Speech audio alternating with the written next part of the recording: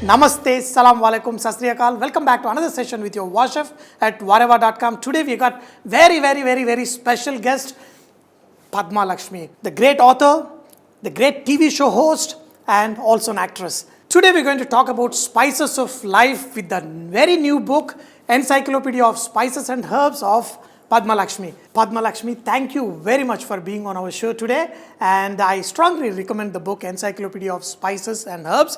And for more details, you can visit our Facebook page and also our website. PADMALakshmi.com. PadmaLakshmi.com. Thank you for having me on the show. It's a pleasure to be here, and I look forward to coming back very soon.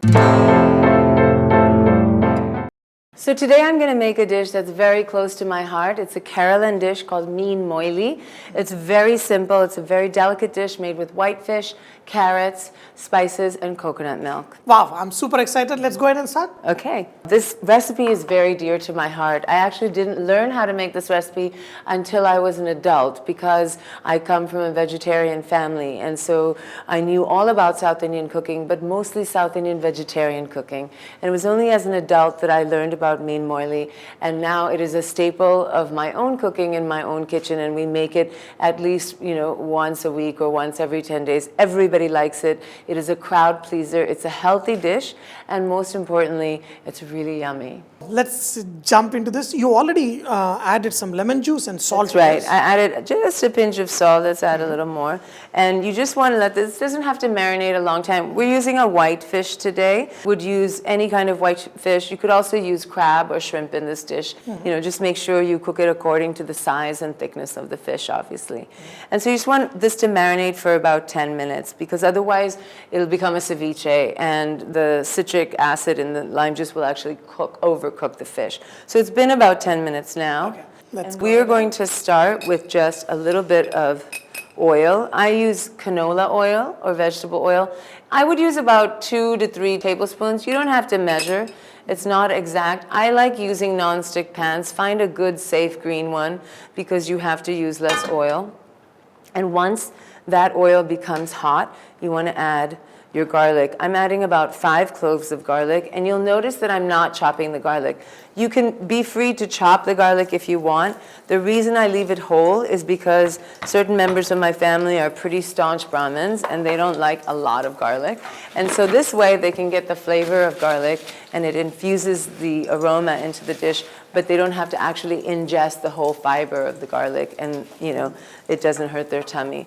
You want to make sure you cook this on medium heat, not too high because the garlic will burn. You want it to cook evenly. You can see there's a little brown color coming. Right when you get that brown color, you're going to add the other vegetables. In this case, it's shallots. We're adding about a half a cup to a cup, and then we're going to add also some ginger.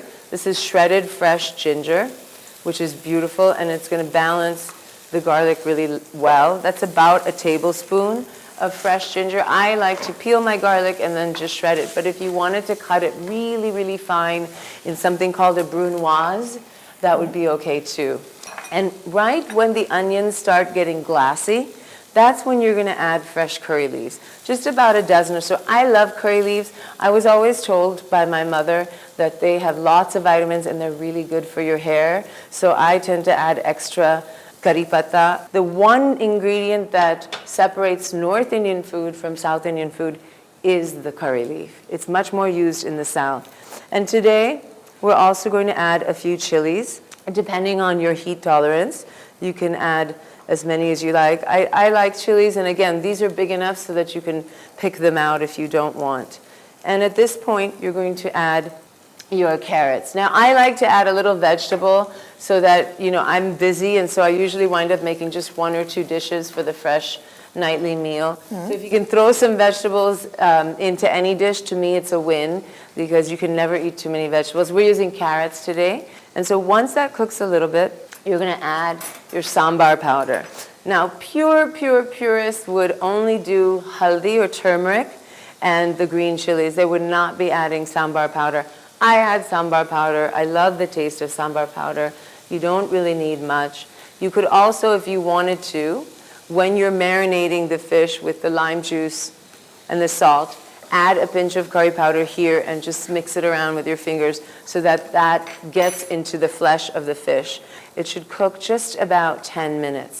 So this has been cooking a few minutes, and you can see the carrots are darkening a little bit, which means they're getting done. So at this point, I'm just going to add about 1.5 cups of the thinner coconut milk. I'm going to add a little salt now because we haven't added salt yet. You can see it's starting to bubble just slightly, and you will see the oil pooling on the top. And when it does that, you can start to add your thicker coconut milk. You can see how the oil has separated, and so you just want to add the thicker gravy. And again, that's about 2 cups. I like my mean molie with a lot of gravy. This is my idea of comfort food. It's one of my most favorite recipes. As you can see, the most of the effort in this dish is just the chopping. And once that's done, it doesn't take, I mean, we've been kind of chatting here, but you know, it doesn't really take that much time. So you can see that's boiling. Can you please taste it again and see if it needs... Yeah, because we added some salt with the fish, so... We added a little bit, yeah. I mean, salt is something you can add later. So you just want to lay the fish in delicately. And you see, we've been talking, so the fish has gotten a little white, which means it's been marinating long enough.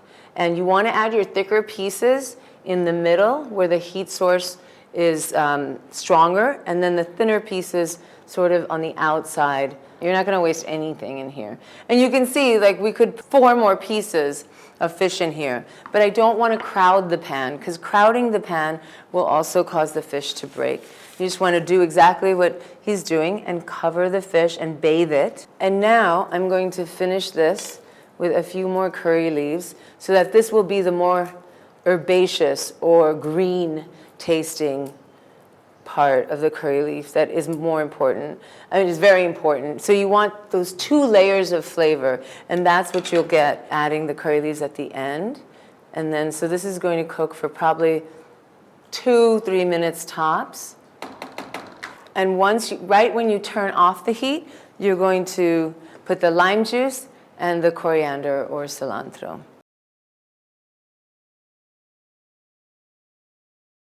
So here you can see it's done. Finish off with extra coriander. And just be very gentle with the fish because it will break apart.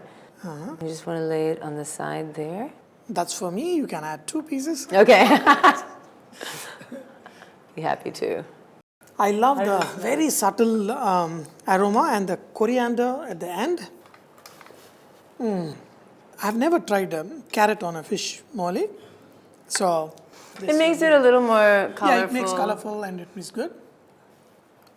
You know, it was such a great opportunity to have you on the show, and especially I would like to thank the US Consulate in Hyderabad, Mr. Sohail and Mr. Gabriel and Padma, who have been coordinating and making this show happen. Most of the Indians who are watching from, you know, various countries, because our show is watched for more than 100 countries, and I would recommend that you get the book, the Encyclopedia of Spices and Herbs, and all the little secrets. What I tell multiplied into 100 times is available in this book. So keep it in your kitchen, just go through, because the knowledge of food will make your food even more tasty. I often tend to tell stories when I do the cooking. See, for over 1,000 years, the spice box is the gift that the bride used to get at the time of marriage, because they say, if you know how to use the spices well, you will never need a doctor in your life. That's right. And we do give some medicinal uses for spices when we've been able to verify them. You know, a lot of it is wives' tales and stuff, but we include it because I think the information is interesting. Yeah, most of my age group people remember, you know, the turmeric in milk, yeah. the pepper in the rasam when you're having cold, you have... And I still do that. I still do that in my kitchen. There's nothing better for a cold than rasam.